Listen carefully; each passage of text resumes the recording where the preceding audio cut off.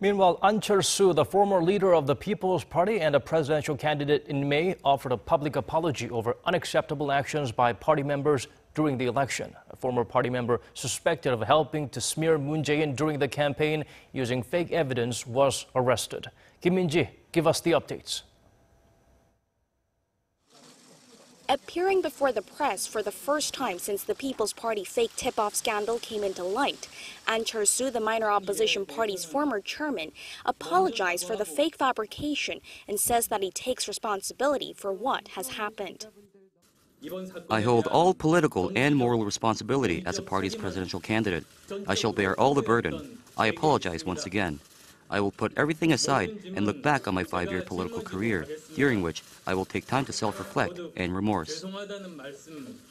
The IT mogul turned lawmaker said that the scandal has left a mark on the party's efforts for fair elections and pleaded for a chance to get the party upright again.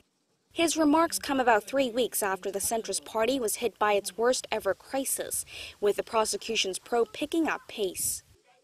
Prosecutors early Wednesday arrested former party member Lee Jun-seo after the Seoul Central District Court approved its request to do so out of concerns he may destroy evidence and flee.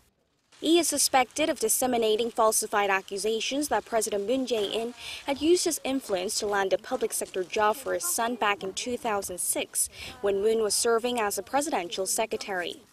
The prosecution already have in custody Lee Yoo-mi, a member of the People's Party and a former campaigner, who was admitted to having fabricated the tip-off. She got her brother to pose as a friend of Moon's son and make the fake revelation in an audio file, which she passed on to Lee Jun-seo.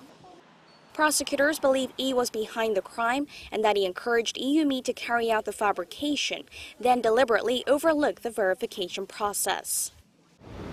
Lee's arrest raises questions regarding the People's Party's own internal probe, which concluded that its senior members were not involved in the scheme. There's speculation that the latest development could lead to a wider investigation into whether the party as a whole was aware of what was happening. Soon after the arrest, the People's Party apologized, saying they will cooperate with the investigation so that the truth is revealed. But they claim that the prosecution's probe is politically motivated and have called for an independent counsel investigation into the matter. Kim Min-ji, Arirang News.